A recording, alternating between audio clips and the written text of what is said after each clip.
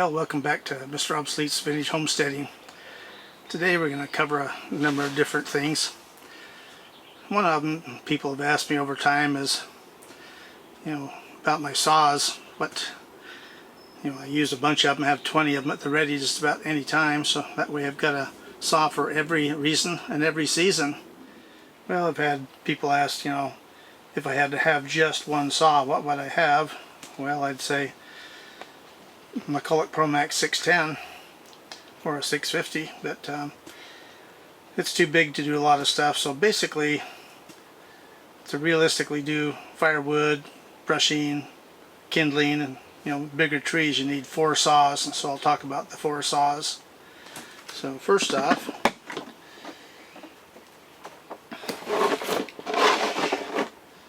talk about our little Mini Mac here. There's been a lot of videos. I've used this thing forever.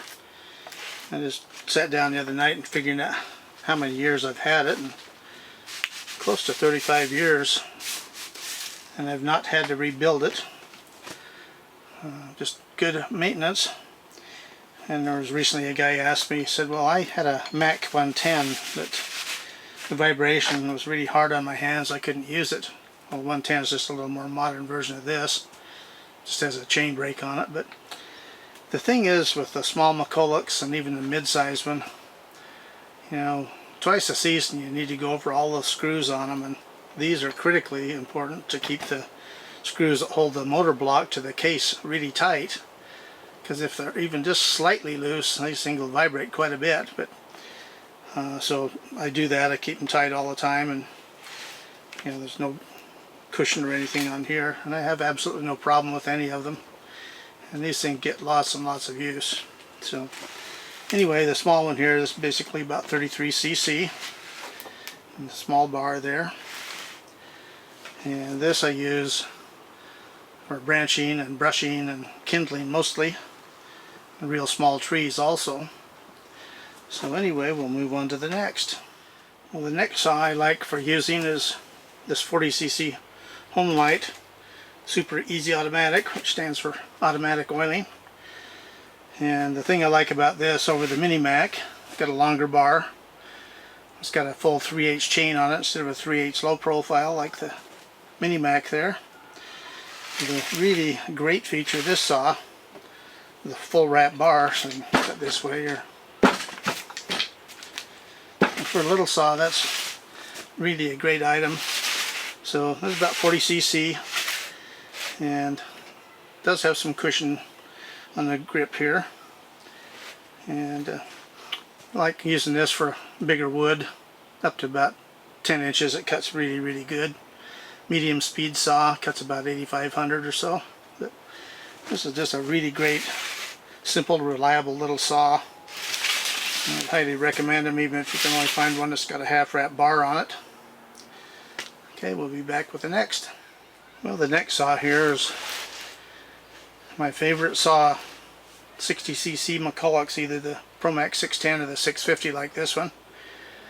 The 650 like this one has more horsepower than the 610. It was a factory hot rod, had extra porting in the cylinder, I think a little bit more compression, it had a bigger exhaust port, and it has a tuned muffler on it.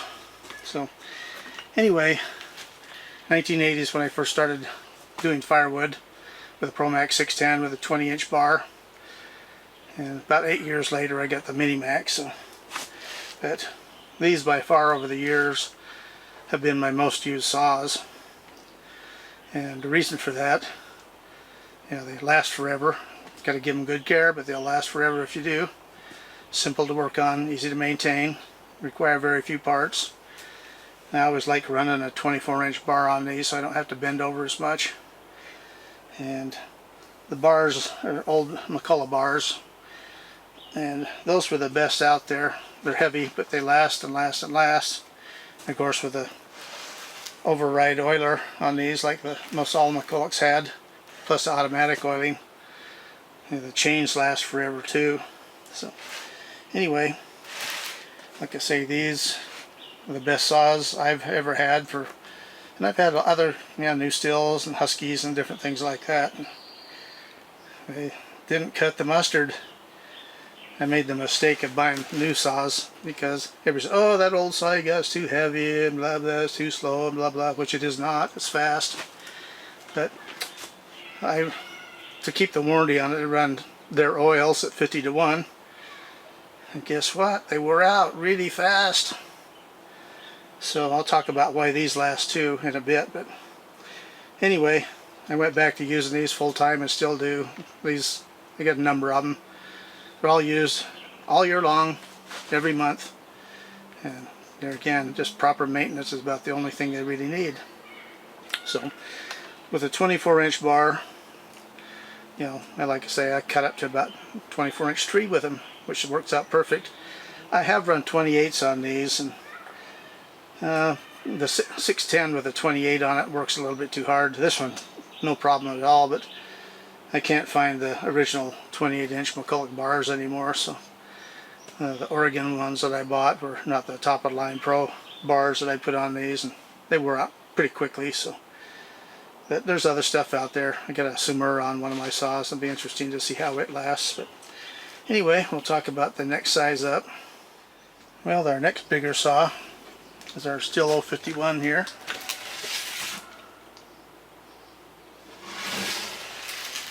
This is 89cc, and I get a 36-inch roller nose bar on it. So, you know, like I say, the Mini Mac of 33 cc's. I can cut up to about 8-10 inch max, and the Homelite just a little bit bigger, but not a whole lot. It's not real powerful, but it does cut pretty good to that full 3/8 chain. And then the Pro Mac of 60cc, cut just about anything, but limited on the bar length. And so this one is what I use in big wood up to about 34-inch. And done a lot of videos on this. Actually, all those saws, I got quite a few videos on them if you want to go back and watch them, see them in action there. And this has a 404 on it. So anyway, I just want to talk real briefly about this saw. Came in a pile of parts along with another part saw, and had to use bits and pieces off 2 of them to make one complete saw. And the one thing I couldn't find was a good muffler in any of this stuff. The baffles all break loose and it's very common. So this muffler here, I couldn't find an original good quality one, so I bought a Chinese replica crapper one. And so anyway, it works, but the first time I took it out to really do a job, it was really smoking. A lot of people thought I had the saw running lean and stuff, but it was just the cheap paint burning off it. Still got a big patch of it here, and then it's starting to rust here. But the one thing, this stuff isn't made correctly, because the outlets here blow the exhaust right on the face here, and the original ones don't do that, so I got to make me a little plate in there to direct the exhaust out. So anyway, we'll be back with some more good BS. Okay, well, I'm talking about my saws lasting forever. One of the main reasons is this stuff right here. This stuff isn't available anymore and hasn't been for a long time, but I cleaned out the warehouse when they were phasing it out of the US. Bardol VBA, and if you look on there you can see it says motorcycle oil. Anyway, I use it in my racing dirt bikes and everything else, outboard motors, chainsaws, lawnmowers. But I'm just about out of it, and I'm starting to use Echo Red Armor as a replacement in some of my equipment, and it seems to work pretty much the same. Partial synthetic. Don't recommend running full synthetics in the old saws. Just makes them seize a lot of times. But there's another channel, Richard Flagg. He's a professional chainsaw mechanic, and he talks about, tears the saws down and shows what different oils do to the saws or don't do. Well, one of the interesting things he's been doing is testing different types of oils. And you know, there's people that have their all ideas, oh this stuff is so good, no this stuff's even better, and blah blah blah. And so I look back with this stuff, and most of the people that are racing motorcycles that knew what they were doing used this stuff. Even my buddies that owned the Yamaha shop had two boys that raced motorcycles a lot, and no Yamalube for them, only this. But anyway, you know, the thing I like about this too, it's a little bit smoky in cold weather especially, but it burns really clean. I don't have to clean the ports of carbon. It's one of the few oils. But anyway, getting back to Richard Flagg, he started testing motorcycle oils like these, modern ones, and in most every case they were vastly superior to the manufacturer's oil, especially Stihl oil. That stuff is, it says it's biodegradable, but for me it's awfully expensive weed killer. So anyway, you can use what you want. Your saws will be in a junkyard where mine are still cutting. Well, one thing I've noticed over the last year or so, the carburetors I've rebuilt on my saws and different equipment that have a pulsing system in them, they don't start as good as they used to. Part of it is the fuel's really bad, even though I use non-alcohol fuel. But I want to come over here and show you what I'm going to talk about. Okay, well, I've got some internal parts here to show you, and this one and this one are the main culprits of why your carburetors quit working on two-cycle engines with pumper carbs. This is the actual diaphragm here, and this one is stiff, and you hear it cracking. I probably can't hear it in the camera, but when these get stiff they won't pump enough fuel to run your equipment. But moving back and forth, that pressurizes the system, and these little flap valves here open and close and let the fuel go through the carburetor. And for years they used these, which are just kind of a soft, flexible material. And now the new ones, a lot of them are made out of mylar, and they have an advantage that they last a whole lot longer than these. But what I'm finding is if the fuel, if the saw or whatever is sitting for any length of time, these little flap valves that are in here don't want to seat very well, and so I usually have to prime them to get the saw or whatever I'm getting to go fired up again. So the other thing is quality. Okay, well, here's a couple of carb kits, and for years I've always tried to stay with the original equipment carburetor kits because they were always better in the past.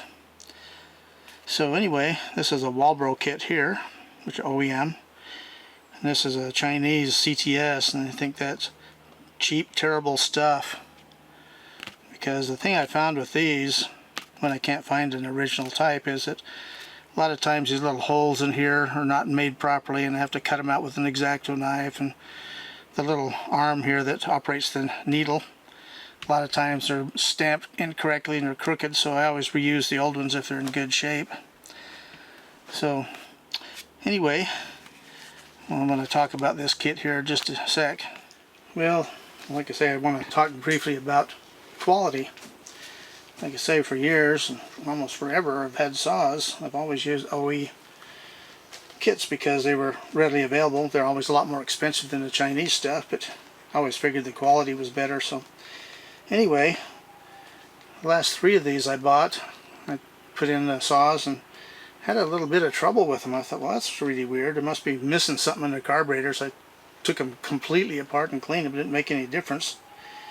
And I looked down on the bottom here, it says parts from Mexico, Thailand, Japan, China, and USA. Now we've got to remember that they've been making this same kit for over 50 years in the US. Why do you have to bring in parts from other countries to make the same kit today? That's really stupid. It's also not very good. So anyway, we'll talk about one last thing here to end the video. Well, one other thing I want to talk about, long-lived engines. What works for me and has forever. Like in your lawnmower, air-cooled engines is what I'm talking about. Yeah. Trimmers and different things like that. The type of oil you use. Regular automotive oil today isn't any good because it doesn't have any zinc disulfide in it. And old engines, especially air-cooled engines, need that. And so I did a little research on the zinc additive, and way back, Pennzoil was the first one to use it, and I think it was in the 30s, but anyway, it's called Z7, and it really made the oil better than most anything else on the market because it's a liquid metal. And what it does is it gets between the bearing and the crank surface or any metal surface like that and keeps them from scuffing and whatnot. Interesting thing is, though, if you use too much of it, it's actually detrimental. So anyway, I went down to Napa the other day and bought some 30 weight. That's all I ever use in all my 4-stroke engines, no matter what the manufacturer says. A lot of them say 1030 now, and I'll explain why that's a bad idea. But there's very little zinc in these modern oils, and unless you buy the oil that's, you know, like Briggs & Stratton or Honda or whatever they sell it, has more additives in it, so it's better, but it's tremendously expensive. But anyway, I went to Napa the other day and got a quart of 30 weight. I thought I was at a Stihl dealer because I was getting robbed. I paid $9.05 out the door with tax for this. I think the most I'd ever spent on any oil like that before was about $6, but that's terrible. But anyway, what I do, I use STP because it has zinc disulfide in it. And what I do is I mix it 10% by volume to the oil. It sticks to the metal surfaces, has the zinc in the wear areas and stuff like that. It just makes old engines and newer engines last. So anyway, you know, one thing like Briggs & Stratton on their lawnmower engines and stuff say you don't have to change the oil anymore. And so when it's low, you just add to it. So if you're running 1030 is what they recommend. Once the polymers are no good and the additives are gone, you get dirty 10-weight oil, which doesn't lubricate very good. And if you're a quarter of a quart down or something like that and you put a little bit of fresh oil in it, it's going to improve it a little teeny bit. But you know, that way, I guess that's corporate guys figured, hey, yeah, they can blow up their lawnmower every 2 or 3 years and not have to buy a new one. And then the customer will think, oh man, I bought that thing and paid good money for it and it only lasted 2 years. I think I'll go buy something else so it's better next time. Short-sightedness of the corporate fools. Okay, well, like I say, I'm going to talk about why I don't use and don't recommend multi-weight oil in your 4-stroke lawnmowers and other 4-cycle equipment, air-cooled stuff. How they make multi-weight oil is they use a base stock, like if you got 1040 for instance, you got 10-weight oil as a base stock, and then they put in a polymer, which is a type of plastic. And when the engine gets hot, that polymer swells up and holds other oil molecules together, and then they run it through a test machine and it tests the same as like 40-weight oil. So it's not really 40-weight oil, but what happens is the polymers break down from heat and the additives disappear really quickly from the heat also. And so basically you have dirty 10-weight oil, which doesn't lubricate very good. And so that's why I don't use it. And you know, I've had some lawnmower engines last 35 or 40 years using this stuff, and all my antique engines get it too. But anyway, like I say, my stuff runs forever. Most everybody else's stuff is in the junkyard. So it works best for me, and it'll work best for you. So there's the good BS for today. So vintage is best. And we'll see you in the next exciting video.